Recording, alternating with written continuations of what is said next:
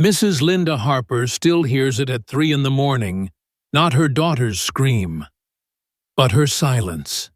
17 years of raising a brilliant girl in a world that wanted her broken. And the loudest sound Grace ever made was the crack of Cody Marshall's arm snapping backward in that high school hallway. But I'm starting this story at the end, when I should be telling you about the roses. September 2024. Riverside, Tennessee. A town so small that everyone knew which families ate dinner at 5:30 and which ones waited for food stamps to reload at midnight. Linda Harper planted roses around their trailer lot 47 at Sunset Park, not because she had time for gardening between double shifts at Vanderbilt Medical, but because beauty was free, and dignity didn't require a mortgage. Her daughter Grace understood this, understood it in her bones. The way only children of working single mothers understand that love sometimes looks like an empty chair at school plays and leftover hospital cafeteria sandwiches for dinner. If you're feeling that rush of what's going to happen next, hit that like button. It really helps more people discover these stories. And if you want to share where you're watching from, drop it in the comments below. For those who want to support more stories like this one, there's a thanks button right under this video.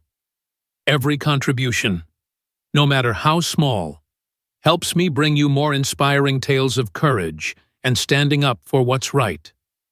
Thank you for being here. Now, let's see what happens when push comes to shove. Grace Harper was 16. With auburn hair she kept in a tight braid and eyes that held too much mathematics for a town that measured success in football yards. She'd tested at 152 IQ in 3rd grade, back when the district still had funding for gifted programs. By high school, she was essentially teaching herself from MIT OpenCourseWare videos, because Riverside High's calculus teacher admitted he couldn't keep up with her questions. "Baby, you're gonna change the world," Linda would whisper, kissing her daughter's forehead before heading out for another 16-hour shift. But first, you gotta survive it.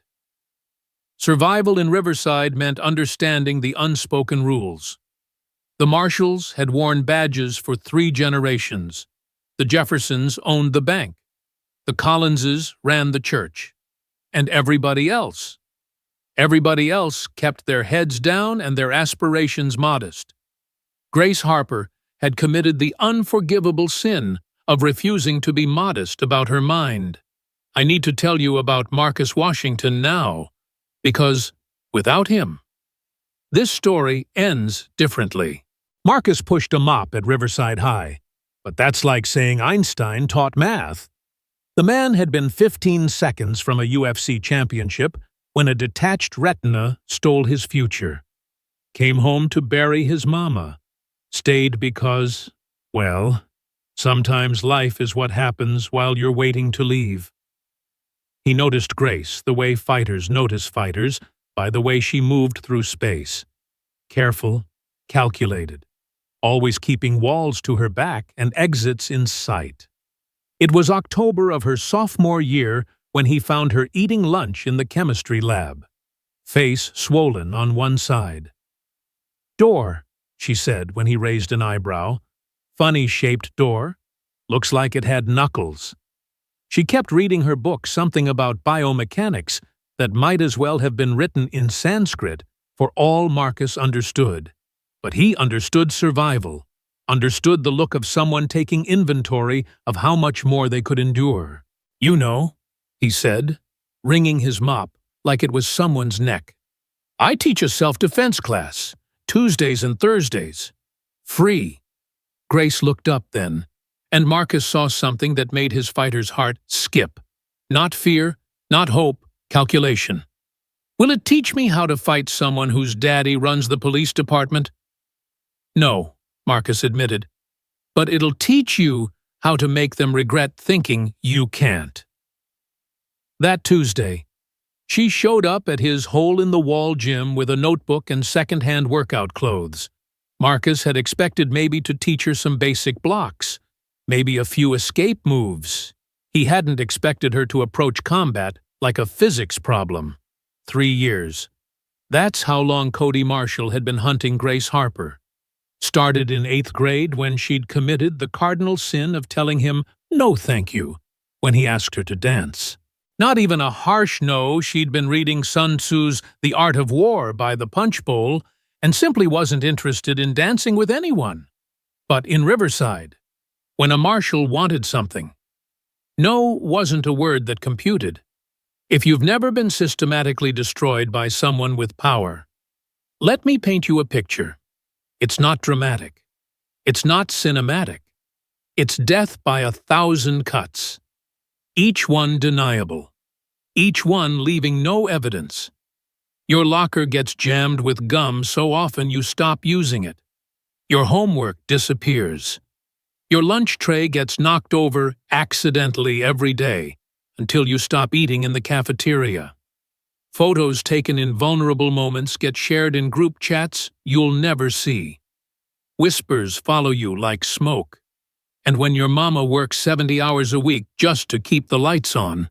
When calling the police means calling your tormentor's daddy.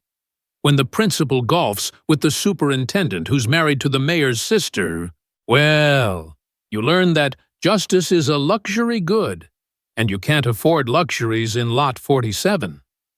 But Grace Harper had something Cody Marshall couldn't understand. She had already survived worse than him. Survived her father walking out when she was 3. Survived government cheese and generators that quit in January.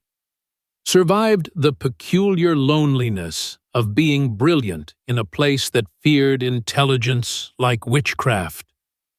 So she endured. And she learned. And she trained. Marcus taught her Brazilian jiu-jitsu first. The gentle art, he called it, which made Grace laugh because there was nothing gentle about learning to break someone from your back. See, that's your problem, he told her one Thursday, watching her practice an armbar for the 100th time. You think this is about strength. It ain't. It's about physics, leverage, angles. A 100-pound woman can break a 200-pound man's arm if she understands the fulcrum. Grace's eyes lit up like Christmas morning. She went home and filled 3 notebooks with diagrams, force calculations, optimal angles for joint manipulation. Came back the next week with questions about mechanical advantage and kinetic chains that sent Marcus to YouTube just to keep up. By junior year, she could have competed professionally. Marcus had to bring in training partners from Nashville because she'd submitted everyone local too many times. But she never competed, never showed off, never gave any indication that the quiet girl from the trailer park had become a weapon. Why us? Marcus asked one day. You could have scholarship offers, recognition. Grace was working on her MIT application, handwriting it because their ancient laptop had died again. Because the element of surprise is worth more than any trophy. Sun Tzu. Chapter 1.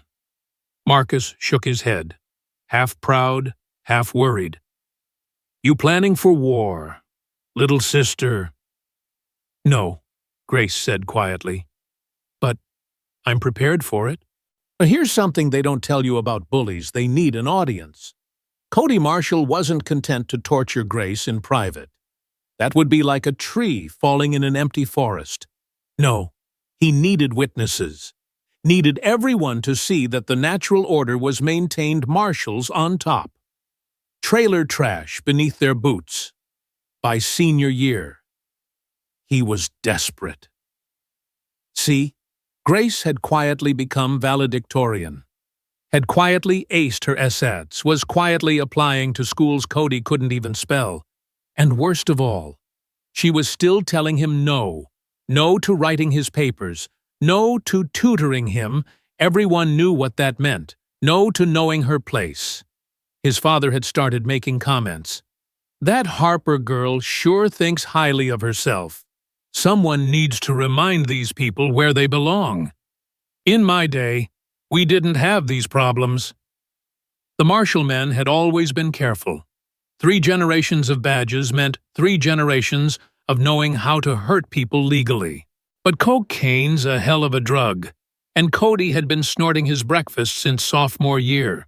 Made him sloppy, made him mean, made him stupid enough to think he was untouchable. I was there that morning. September 15th, 7:17 a.m. I know because I'd been pretending to mop the same spot for 10 minutes. Watching Cody and his pack of football players surround Grace by the lockers. She was reviewing her MIT essay. I'd read it over her shoulder while she worked in the library.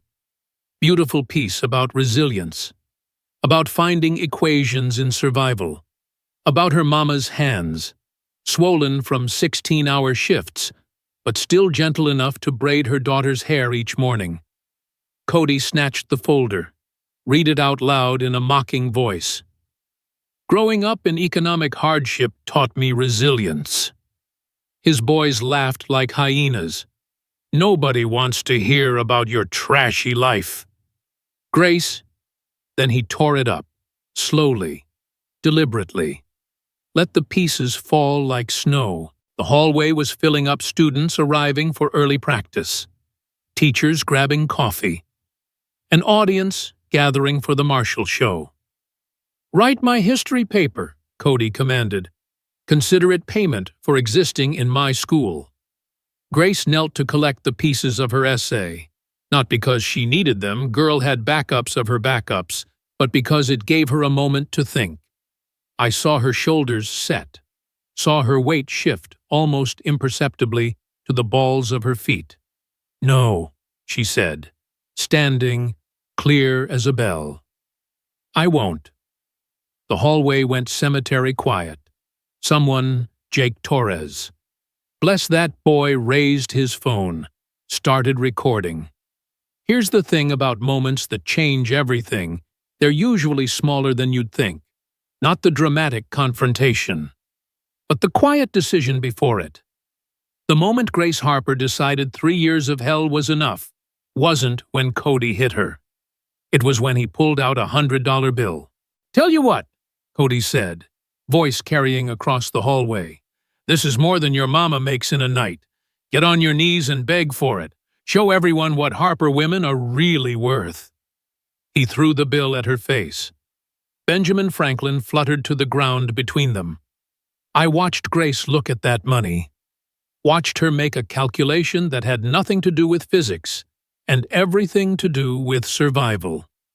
She bent down, picked up the $100, folded it carefully. "Thank you," she said quietly. "My mom needs insulin this week." The laughter that erupted was ugly, cruel, the kind that tattoos itself on a teenage soul. But Grace didn't flinch, didn't cry, didn't give them the satisfaction of shame. That's when Cody snapped, when he realized that he could hurt her, but he couldn't break her, that she would take his money for her mother's medicine and stand there unashamed, unbowed, undefeated. The slap came fast. Quarterback reflexes, all power, no thought. The sound cracked through the hallway like a gunshot. Grace's head snapped to the side, her glasses flew off, hit the lockers, shattered. Blood welled where his class ring cut her cheek. "Know your place," Cody snarled. Grace touched her cheek, looked at the blood with something like curiosity. Then she smiled. If you've never seen someone realize they're free, it's terrifying and beautiful at once. 3 years of endurance, 3 years of training, 3 years of waiting for legal justification, and Cody Marshall had just signed his own warrant. "My turn," she said. "Time moves differently in violence. I've been in enough fights to know that." What takes 2 seconds feels like 2 hours when adrenaline floods your system. So when I tell you what happened next, understand that I'm translating slow motion back to real time. Cody laughed. You gonna hit me back, trailer trash? He raised his hand again, higher this time, aiming to humiliate, not just hurt. Grace moved like water, like she'd practiced this exact scenario 1,000 times. Because she had. Her left hand caught his wrist as his slap came in. Her body pivoted, sliding inside his reach. Her right arm threaded under his elbow as she turned her hips, creating a perfect fulcrum. In Brazilian Jiu-Jitsu, it's called an Americana lock, also known as a key lock, top wrist lock, or in the police reports that would follow a submission hold resulting in catastrophic joint failure. She didn't hesitate, didn't hold back, didn't give him a chance to tap out like they do in sporting competitions. She completed the technique with the explosive force of someone who'd been preparing for war while everyone else was playing games. The sound was wet, wrong, like celery stalks breaking underwater. Cody's arm bent in a direction arms don't bend. And suddenly, there was white bone showing through his Under Armour sleeve. His scream was so high, so pure, that people would later swear it was Grace who'd been hurt, until they saw him on his knees, cradling an arm that looked like a broken chicken wing. Saw the blood spreading across the hallway floor. Saw Grace standing over him, calm as a frozen pond. This is the part where I'm supposed to tell you she felt bad, where the good girl realizes she's gone too far, where mercy kicks in. But Grace Harper had been merciful for 3 years, had turned the other cheek until she ran out of cheeks to turn, had endured assault and battery disguised as boys being boys and kids being kids. She knelt beside Cody, careful not to get blood on her jeans. The hallway was dead silent, except for his whimpering. Fun fact, she said conversationally, like she was giving a presentation. The human arm has 30 bones. I only broke 2. That's restraint. You fucking bitch, Tyler Hutchins. Cody's lieutenant lunged forward. Grace flowed to her feet, hands coming up in a guard position I'd seen her practice 10,000 times.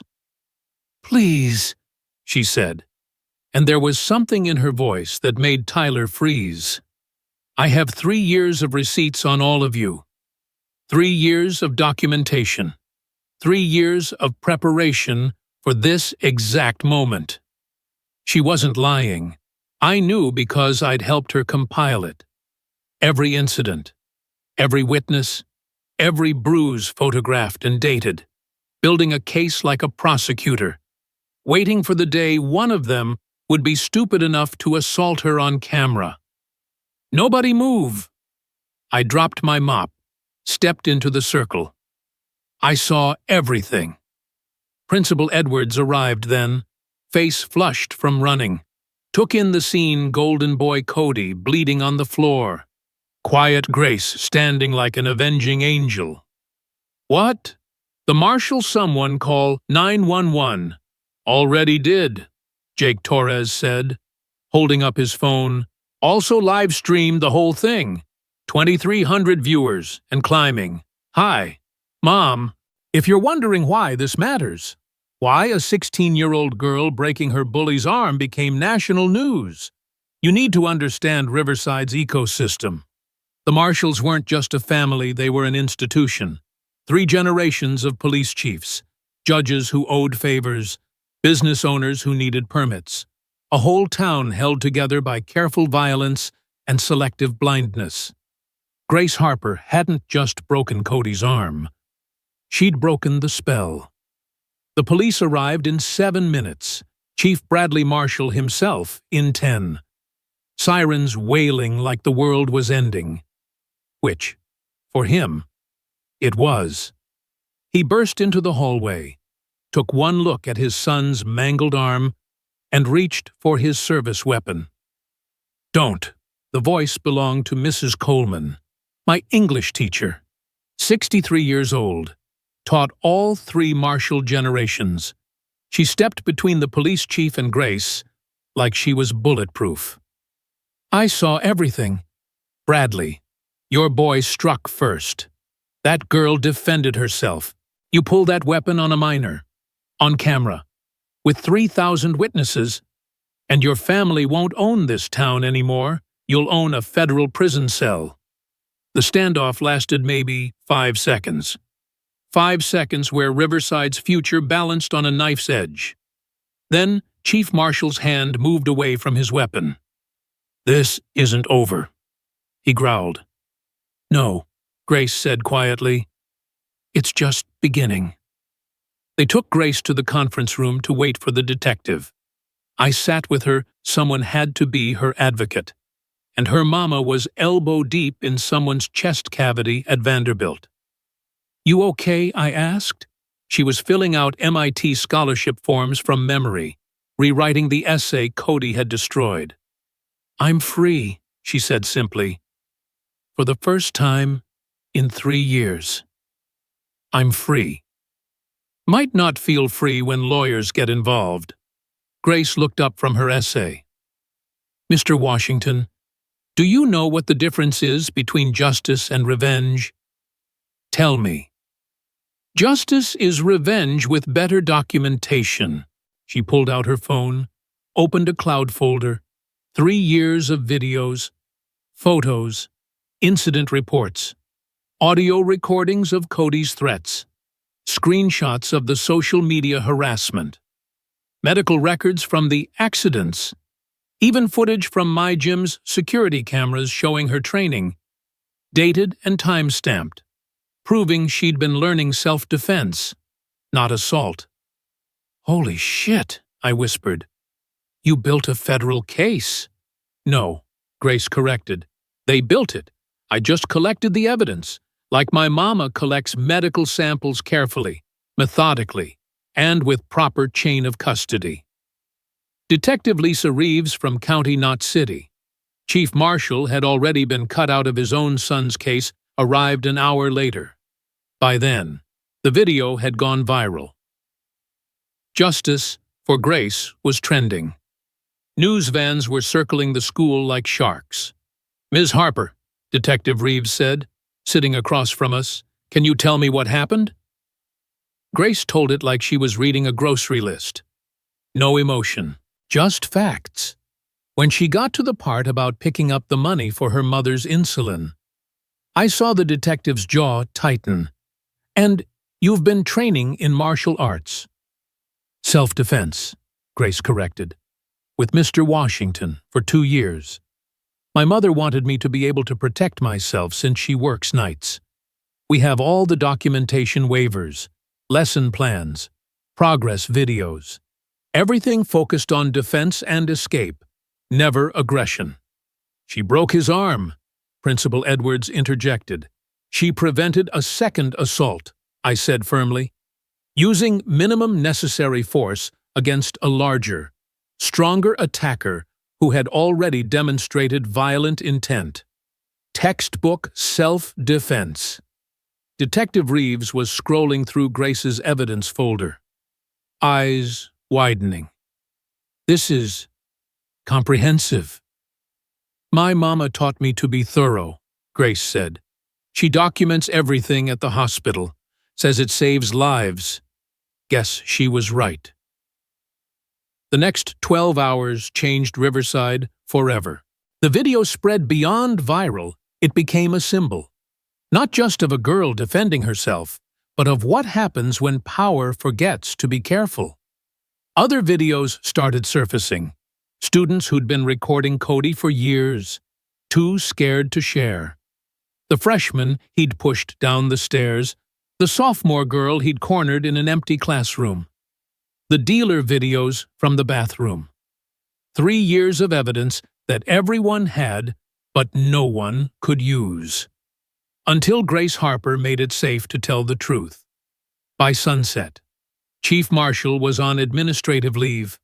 By midnight, the FBI had arrived Jake Torres's family. Turns out, had been documenting police corruption for years, waiting for a crack in the armor. Cody needed surgery. 3 pins, 2 plates, and a diagnosis that ended his football dreams. Nerve damage, they said. Couldn't fully extend the arm. Phantom pain that would last forever.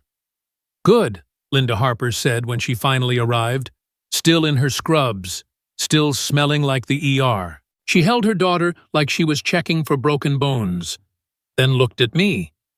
Thank you for teaching her to survive. Ma'am, I said, I taught her technique. You taught her strength. If this reminds you of someone, maybe a quiet kid who ate lunch alone, maybe yourself, decades ago, when the world was smaller, but the bullies were just as big. Remember this? Grace Harper didn't win because she broke Cody Marshall's arm. She won because she refused to break first. The news would call it violent. The lawyers would call it justified. But in Riverside, in the spaces between words where truth lives, we called it what it was. The sound of someone saying enough and meaning it. And that sound changed everything.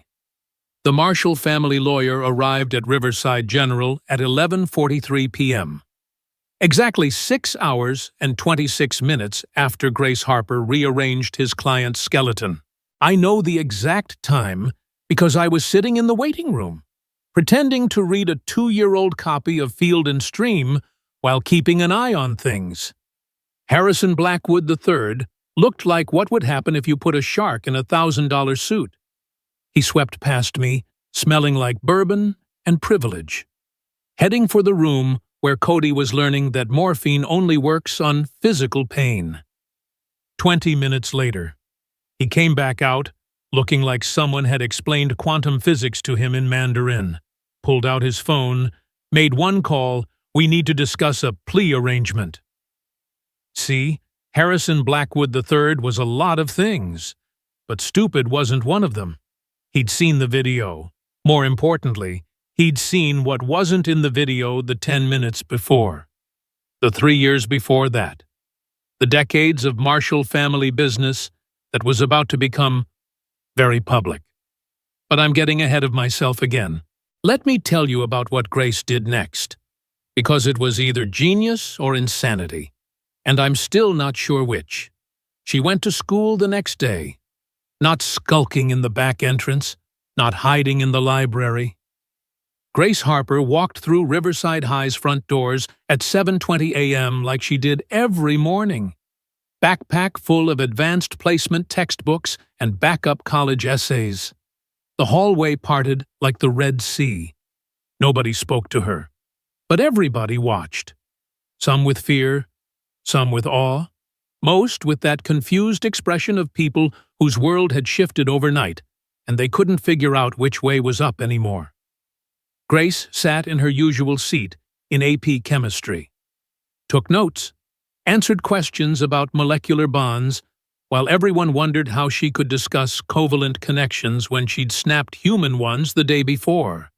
At lunch, she sat alone like always, but this time, students kept walking by her table, not to harass, not to mock, just orbiting, like planets around a sun they'd just discovered had been there all along. Then Madison Shaw sat down across from her. Madison Shaw, Cody's ex-girlfriend, cheer captain. The kind of pretty that opened doors and closed minds. She sat there for 30 seconds without speaking, then pulled out her phone and showed Grace a scar on her wrist. Sophomore year, Madison said quietly. He didn't like that I talked to my lab partner, said I needed to learn loyalty. Grace looked at the scar, then at Madison. Why didn't you report it? Madison laughed, but it sounded like breaking glass. Report it to who? His daddy? The principal who needs Chief Marshall's endorsement for superintendent? My parents who told me I was lucky to date such a good family. She wasn't the only one. They came in ones and twos over the next days, showing Grace their evidence, their scars, their stories.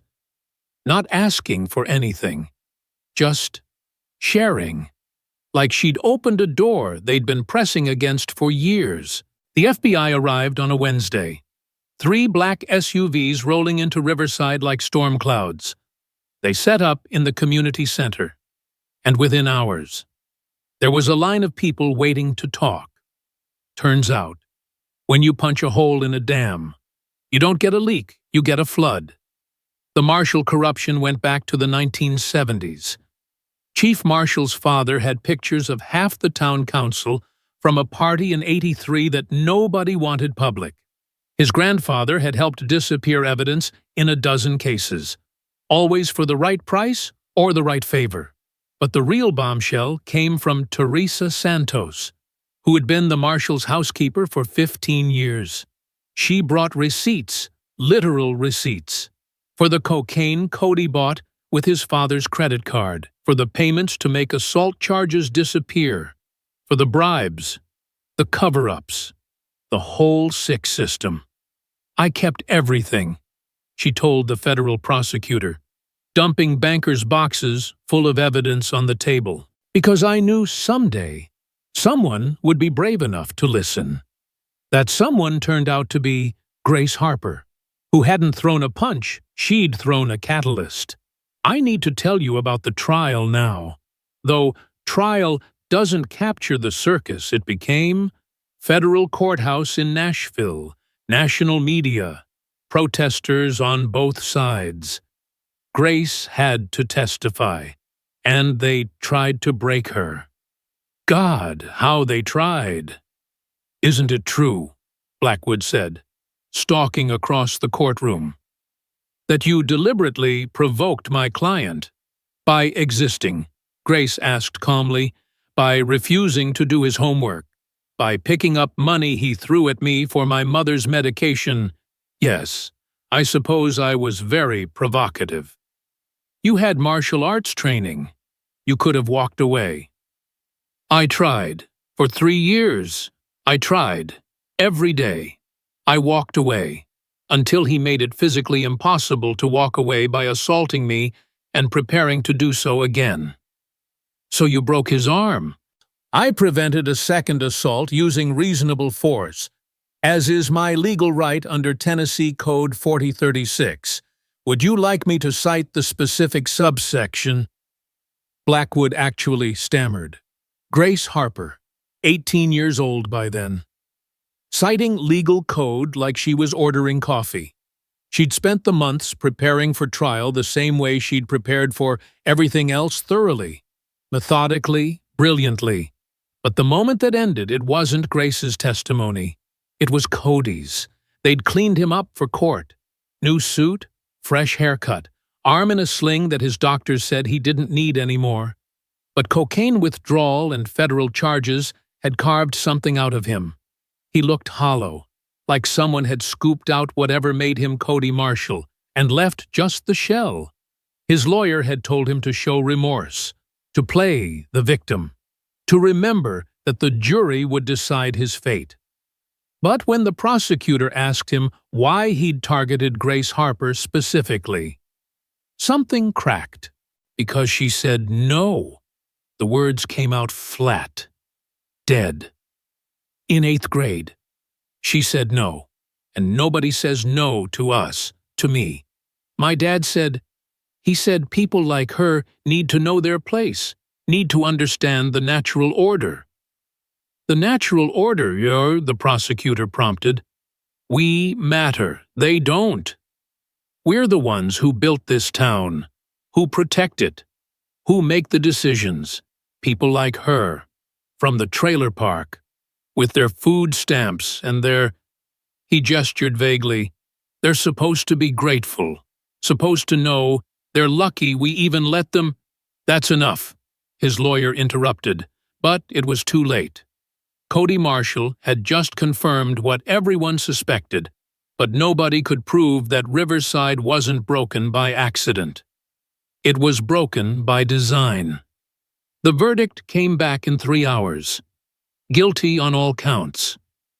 The federal investigation would continue for 2 more years, unraveling decades of corruption, sending half the police force and a third of the city council to prison. Chief Marshal got 15 years federal time. Cody got 5 years for assault, plus probation. Light sentence. But it didn't matter. His arm never healed. Right nerve damage left him with tremors and chronic pain. His football dreams were dead. His family name was Poison. Last I heard, he was working at a call center in Memphis, living in a studio apartment, taking pills for the phantom pain that spiked whenever it rained. But that's not the end of the story. Not even close.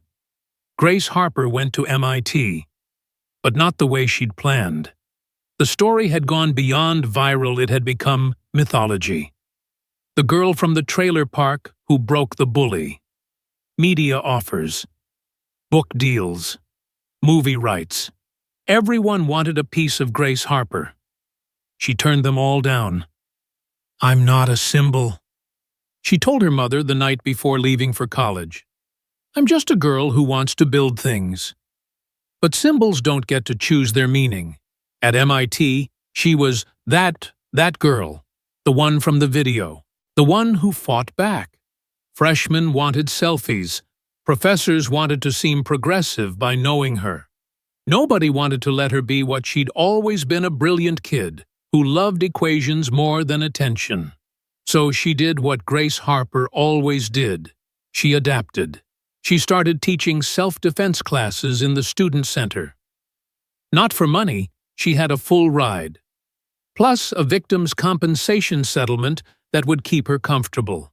She taught because girls kept showing up at her dorm room at 2 in the morning, crying about boyfriends who wouldn't take no for an answer, about professors who stood too close, about a world that still wanted them to know their place. "First lesson," she'd tell each new group, unconsciously echoing what I'd told her years ago. "Forget self-defense. I'm going to teach you how to win." But she taught them more than joint locks and pressure points. She taught them to document everything, to build cases like prosecutors, to turn their phones into weapons more dangerous than any fist. "Violence is the last resort," she'd say, "but when you resort to it, you don't hold back.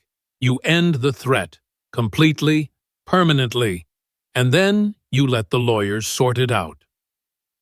By junior year, her classes were packed. Girls from Harvard and BU started sneaking in. The administration tried to shut it down, liability concerns, until a senator's daughter credited Grace's training with saving her life. I visited her once, spring of her sophomore year. She was different, not harder. Exactly, but refined. Like pressure had turned coal into diamond. We walked along the Charles River, talking about everything and nothing. "Any regrets?" I asked, the same question I'd ask her years later. "Every day," she said, surprising me. "I regret that it took violence to make them listen. I regret that breaking Cody's arm made me famous, while 3 years of enduring in silence made me invisible. I regret that, in America, we celebrate the punch back, but not the 100 times someone chose not to punch first." "But you'd do it again," she smiled, and for a second I saw the 16-year-old girl who'd picked up a $100 bill for her mother's insulin. In a heartbeat, but faster this time. Wouldn't give him time to hit me first. We both laughed. Dark humor in the spring sunshine. "How's your mom?" I asked. "Thriving. She's at Boston General now, running their trauma unit. Says it's nice to patch up people who chose their violence instead of having it chosen for them." Riverside changed too, though change and progress aren't the same thing. The new police chief, Maria Santos, brought in from Atlanta, cleaned house.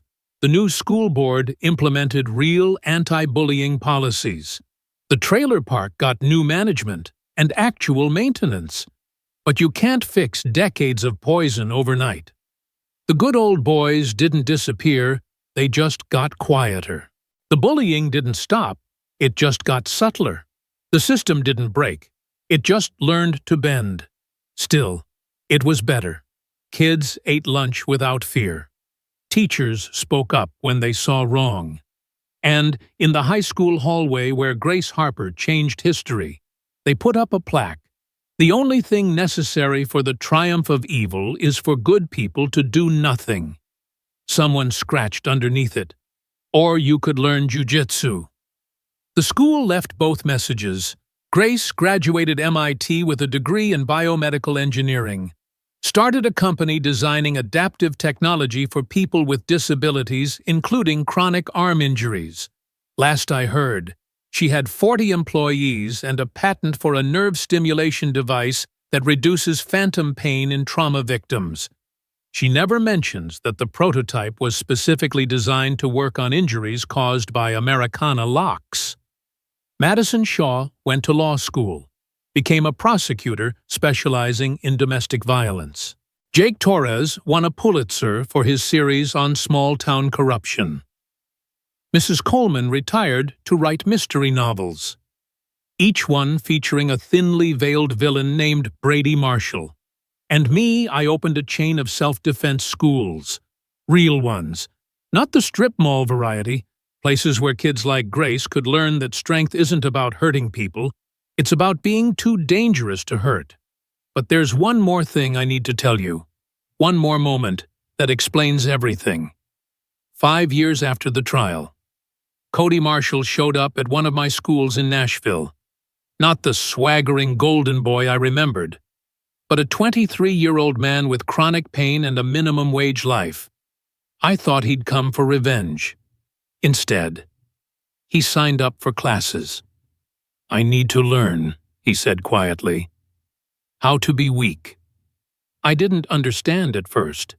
Then he explained he'd spent his whole life believing strength meant taking what you want, meant making others feel small, meant never hearing no. "Oh, she broke more than my arm," he said. "She broke the lie I'd built my life on, and now I need to learn how to be human without it." I taught him, not because he deserved it, but because Grace would have wanted me to, because the girl who picked up money for her mother's insulin understood that sometimes mercy looks like making someone face themselves. He never could. The nerve damage made sure of that. But he kept coming, kept trying, kept failing better, started volunteering at a domestic violence shelter, started therapy, started the long, ugly work of becoming something other than what 3 generations had built him to be. I don't tell this part of the story often.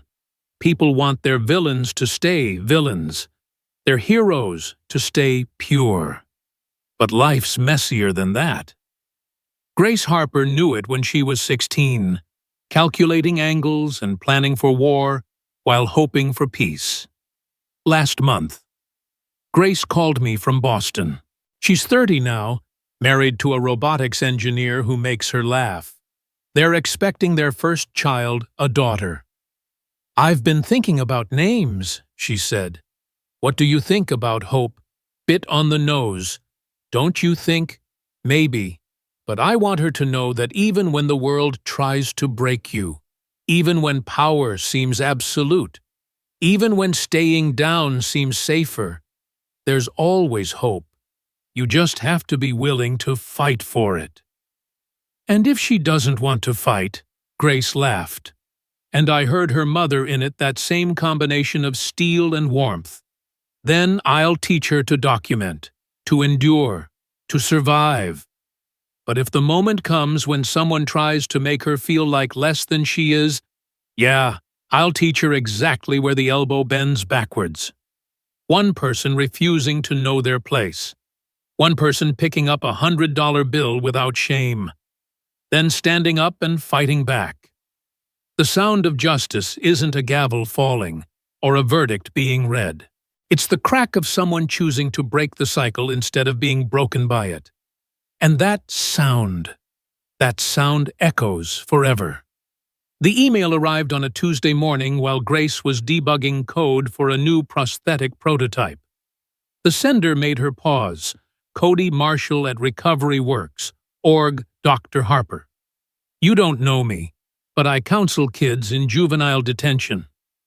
Yesterday, a 16-year-old named Marcus, named after our janitor, funny enough, told me he was planning to pull a Grace Harper on his bully. He'd been training, documenting, waiting for his moment. I showed him your full story, not just the viral part, but what came after. The years of quiet endurance, the careful preparation. The aftermath, nobody talks about how violence, even justified, leaves scars on everyone. He asked me what he should do. I told him what you taught me. Though we've never met, that real strength is knowing you can break someone and choosing not to unless you absolutely must. That winning isn't about the fight, it's about the life you build after. He's filing a formal complaint tomorrow. His documentation, inspired by your methods, is extensive enough that the school can't ignore it. No broken arms necessary. I wanted you to know that your story, the whole story, is still saving kids. Both the bullied and the bullies. You broke more than my arm that day. You broke a cycle. I'm sorry for who I was. I'm grateful for who you helped me become. With respect and remorse. Cody Marshall, Youth Counselor. Tennessee Recovery Works. Grace read it twice, then forwarded it to her mother with 2 words, "We won." Linda Harper, now Chief of Emergency Medicine, replied immediately, "No, baby, we survived. The kids who don't have to fight because you did. They won." Grace touched her stomach where her daughter kicked Hope Marshall Harper. They'd decided, because redemption should be part of every story, even the broken ones, especially the broken ones.